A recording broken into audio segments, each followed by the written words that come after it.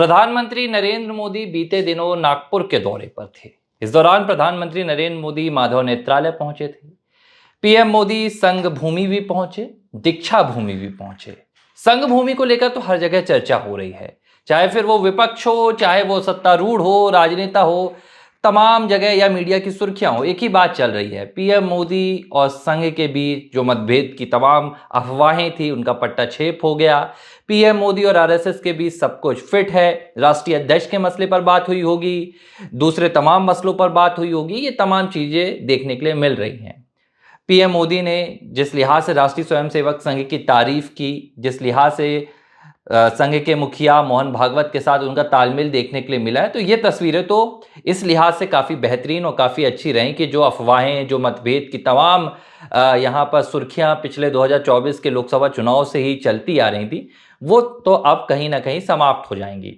लेकिन मीडिया सुर्खियों में भी वो बात जो नज़र नहीं आ पाई और जो सियासत भी कहीं ना कहीं देखने से चूक गई, वो ये थी कि पीएम मोदी ने अपने नागपुर दौरे में सिर्फ संघ भूमि पर ही कदम नहीं रखा, बल्कि प्रधानमंत्री नरेंद्र मोदी दीक्षा भूमि भी गए थे।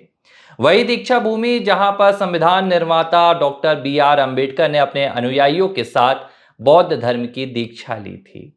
ये स्थान न सिर्फ बौद्ध धर्म के अनुयायियों के लिहाज से, बल्कि दलितों के लिहाज से भी बेहद महत्वपूर्ण है। और इस वक्त दलितों को लेकर जहां सबसे ज्यादा सियासत हो रही है, वो बिहार है। बिहार में इस साल विधानसभा चुनाव है। प्रधानमंत्री नरेंद्र मोदी पहले ही चुनावी बिगुल यहां फूंक चुके हैं। गृह मंत्री अमित शाह भी बिहार की सियासी पिच पर लगातार विपक्ष को टक्कर दे रहे हैं। और विपक्ष क्या कर रहा है? लालू प्रसाद यादव, राबड़ी देवी का वो 1990 से 2005 का दौर था। इस दौर में लालू यादव बिहार में सामाजिक न्याय के सबसे बड़े नेता के तौर पर उभरे थे। और इस बयान को आप देखेंगे कि हाल ही में तेजस्वी यादव ने दोहराया था। तेजस्वी यादव ने यह बात खुद की थी कि सामाजिक न्याय की बात की जाए तो बिहार में और देश में लालू प्रसाद यादव से बड़ा इसमें कोई भी नेता नहीं है। और इसके जरिए कहीं ना कहीं तेजस्वी यादव ये बताने की कोशिश कर रहे थे कि जितना विकास, जितना पिछड़ों के लिए, दलितों के लिए लालू प्रसाद यादव के कार्यकाल में आरजेडी ने किया है, उतना शायद देश के कोई राजनेता ने नहीं किया है। और इसमें कोई दो राय नहीं है। जिस वोट बैंक के साथ तेजस्वी यादव बिहार की राजनीति में आगे बढ़ रहे हैं, वो वोट बैंक उन्हें विपक्ष के सबसे बड़े विपक्षी दल के तौर पर तो मजबूती दे रहा है। वो वोट बैंक उन्हें डेप्यूटी सीएम तक भी पहुंचा चुका है। लेकिन ये वोट बैंक तेजस्वी यादव को मुख्यमंत्री की कुर्सी नहीं दिलवा पा रहा है। 2020 में भी चूक गए, 15 में भी चूक गए थे और अब 2025 है। लेकिन इस बार तेजस्वी यादव चूकना नहीं चाहते हैं। तेजस्वी यादव को पता है कि सिर्फ अल्पसंख्यक वोट बैंक और सिर्फ यादव वोट बैंक के सहारे तेजस्वी यादव के लिए अभी सत्ता की जो सीढ़ी है वो पार पाना इतनी आसान बात नहीं होगी। ऐसे में तेजस्वी यादव की निगाहें दलित वोट बैंक पर है। तेजस्वी यादव लगातार ये कोशिश कर रहे हैं कि जो दलित वोट बैंक है वो भी आरजेडी के साथ आ जाए, जो फिलहाल अभी कहीं ना कहीं नीतीश कुमार के साथ जुड़ा हुआ है। और इस वोट बैंक को हथियाने की कोशिश में, लुभाने की कोशिश में पूरा तेजस्वी यादव का प्लान चल रहा है। अब यही प्लान कांग्रेस पार्टी का भी चल रहा है। हाल ही में कांग्रेस पार्टी ने अपने नए प्रदेश अध्यक्ष को नियुक्त किया। राजेश कुमार को बनाया गया, जो कि एक दलित चेहरे हैं। और इससे पहले जो प्रदेश अध्यक्ष हैं, उन्हें हटाने की वजह यह थी कि उनकी लालू प्रसाद यादव परिवार के साथ करीबी थी। अब कांग्रेस पार्टी भी यही चाहती है। राहुल गांधी भी 2 दौरों पर पहुंचे थे, जहां उन्होंने दलितों का मुद्दा उठाया, दलितों के अधिकारों का मुद्दा उठाया। और कोशिश की जा रही है कि जो बिहार का दलित वोट बैंक है, जो अति पिछड़ा वर्ग है, उसे भी कहीं ना कहीं खींच लिया जाए। यह बिहार में फिलहाल चल रहा है। अब ऐसे मौके पर प्रधानमंत्री नरेंद्र मोदी बिहार में जाकर तो ऐसा कोई बयान नहीं देते हैं। प्रधानमंत्री नरेंद्र मोदी बिहार में जाकर दलितों पर कोई ऐसा वादा तो नहीं करते हैं। लेकिन पीएम मोदी कहां पहुंचते हैं? पीएम मोदी पहुंचते हैं नागपुर। नागपुर पर जब प्रधानमंत्री नरेंद्र मोदी पहुंचे तो चर्चाओं के बाजार में सिर्फ एक ही बात थी, राष्ट्रीय स्वयंसेवक संघ और प्रधानमंत्री नरेंद्र मोदी का दौरा। केशव कुंज में पीएम मोदी का यह पहला दौरा बतौर प्रधानमंत्री, चर्चाओं में यही रहा। लेकिन अगर देखा जाए तो प्रधानमंत्री नरेंद्र मोदी ने 2 महत्वपूर्ण स्थानों पर अपनी उपस्थिति दर्ज कराई। एक तो संघ भूमि, जिससे जो तमाम आंतरिक राजनीतिक मतभेदों की बातें निकलकर सामने आ रही थी, जिससे कार्यकर्ता कहीं ना कहीं कंफ्यूज हो रहे थे। कहीं ना कहीं कार्यकर्ताओं को ये समझ नहीं आ रहा था कि क्या ऐसा कुछ है। इस पर एक पट्टाछेप किया गया। जो विपक्ष का एक पूरा प्रोपेगेंडा था, उसे पीएम मोदी ने खत्म किया। और दूसरा दीक्षा भूमि पहुंचकर प्रधानमंत्री नरेंद्र मोदी ने एक तीर से कई निशाने साधे हैं।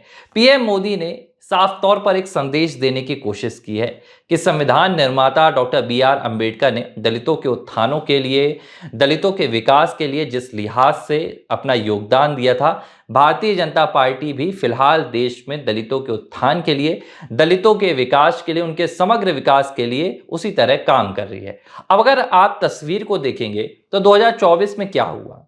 2024 में विपक्ष ने जो प्रधानमंत्री नरेंद्र मोदी और भारतीय जनता पार्टी के खिलाफ सबसे बड़ा एजेंडा चलाया था, वो बीजेपी को संविधान विरोधी बताने का चलाया गया था। राहुल गांधी हो, अखिलेश यादव हो, तेजस्वी यादव हो, लालू यादव हो, डीएमके हो, टीएमसी हो, तमाम नेताओं ने एक साथ कहा कि अगर भारतीय जनता पार्टी 400 के आंकड़े को पार कर लेती है तो भाजपा की पहली प्राथमिकता जो होगी वो संविधान को बदलने की होगी, और संविधान बदलेगा तो सबसे पहले दलितों के आरक्षण पर वार होगा। इस एजेंडे को सेट कर जो दलित वोट बैंक है उसे कांग्रेस पार्टी हो या तमाम विपक्षी दल हो, उन्होंने अपनी ओर आकर्षित करने की कोशिश की, और शायद इसकी वजह भी रही कि भारतीय जनता पार्टी पूर्ण बहुमत के साथ तीसरी बार केंद्र की सरकार में सरकार अपनी नहीं बना पाई।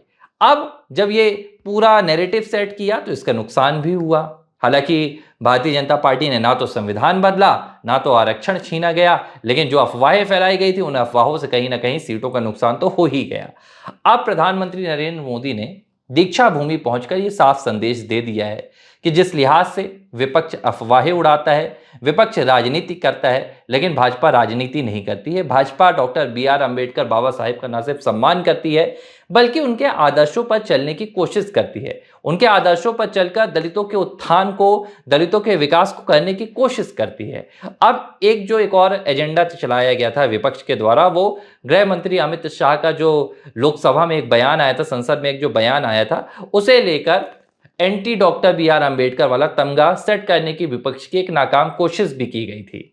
अब जब प्रधानमंत्री Narendra Modi doctor B R Ambedkar की दीक्षा भूमि पहुंचते हैं तो एक संदेश यहां भी निकल कर जाता है कि भाई वो तमाम चीजें, वो विपक्ष का एक नैरेटिव था, इस पर यकीन करना कहीं ना कहीं अपनी सत्ता को कमजोर करने वाला होता है, और इसमें कोई दो राय भी नहीं है। अगर उत्तर प्रदेश जैसी जगह पर, उत्तर प्रदेश में जाटो वोट बैंक की बात हो तो वो बीजेपी के साथ जुड़ा है, दलित वोट बैंक हो तो वो बीजेपी के साथ जुड़ा है, और अब बिहार में अगर आप बिहार के नजरिए से देखें तो बिहार के जो दो सबसे बड़े दलित नेता हैं, चाहे वो चिराग पासवान हो, रामविलास पासवान के बेटे, चाहे वो जीतन राम मांझी हो, दोनों एनडीए के सहयोगी हैं।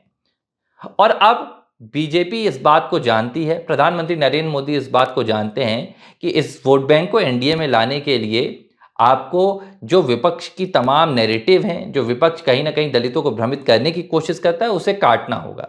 तो ना सिर्फ पीएम मोदी ने नागपुर के दौरे के दौरान अपने मातृ संगठन राष्ट्रीय स्वयंसेवक संघ की संघ भूमि में जाकर उनका आभार जताया, ना सिर्फ वहां पर संघ प्रमुख मोहन भागवत से मुलाकात की, बल्कि पीएम मोदी ने बिहार में एक बड़ा राजनीतिक संदेश भी दिया है। और जाहिर सी बात है, जब देश के प्रधानमंत्री किसी ऐसे स्थान पर जाते हैं जिसका सीधा सा जुड़ाव, और सिर्फ ये बिहार की बात नहीं है, अगर आप देखें तो जो नॉर्थ ईस्ट का जो पूरा इलाका है वहाँ पर अगर देश की बात की जाए तो यहाँ पर जो बौद्धिस्ट हैं, जो बौद्ध धर्म के अनुयायी हैं, उनका आंकड़ा 1% से भी कम है। लेकिन अगर नॉर्थ ईस्ट की बात की जाए तो वहाँ के तमाम राज्यों में बौद्धिस्टों का, बौद्ध अनुयायियों का एक अच्छा आंकड़ा देखा जाता है। और प्रधानमंत्री जब जाते हैं तो सीधे तौर पर इसे उस एक विशेष वर्ग के लिए, एक विशेष समुदाय के प्रति उनके झुकाव के तौर पर भी देखा जाता है। और फिलहाल प्रधानमंत्री नरेंद्र मोदी का दीक्षा भूमि का ये कार्यक्रम, दीक्षा भूमि में प्रधानमंत्री नरेंद्र मोदी ने जो अपनी एक विजिटिंग डायरी होती है उसमें 2 शब्दों का इस्तेमाल किया। उन्होंने कहा कि विकसित भारत और समावेशी भारत, इन दोनों का जो असल, इसमें जो विकसित भारत होगा, जो समावेशी भारत होगा, यही डॉक्टर बी आर अम्बेडकर के लिए सच्ची श्रद्धांजलि होगी। जाहिर सी बात है कि पीएम मोदी ने अपने 2 शब्दों के जरिए एक बड़ा संदेश दे दिया, समावेशी संदेश, यानी कि यहां से प्रधानमंत्री नरेंद्र मोदी साफ तौर पर जो विपक्ष का जातिगत जनगणना का मुद्दा है, जो मुद्दा 2024 में भी चला, जो मुद्दा बिहार में भी है और आने वाले उत्तर प्रदेश और तमाम राज्यों के चुनाव में भी देखने के लिए मिलेगा। एक तो पीएम मोदी ने इसका पट्टा छिप किया, और विकसित भारत, यानी कि प्रधानमंत्री नरेंद्र मोदी ने जो जातिगत राजनीति चल रही है, जो जातिगत समीकरण साधने की विपक्ष कोशिश कर रहा है, उसे भी पीएम मोदी ने नकार दिया और पीएम मोदी ने साफ संदेश दिया कि भाई विकसित भारत होगा, सबका साथ होगा, सबका विकास होगा, चाहे वो पिछड़ा हो, चाहे वो अल्पसंख्यक हो, दलित हो या कोई और वर्ग से आता हो। 2047 में जो भाजपा ने और जिस देश ने सपना देखा है, उस सपने को साकार करने की ओर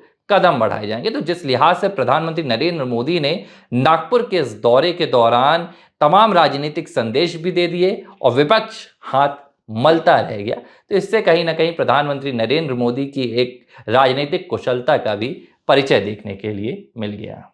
एबीसी हिंदी न्यूज, आज ही जुड़िए हर खबर के साथ।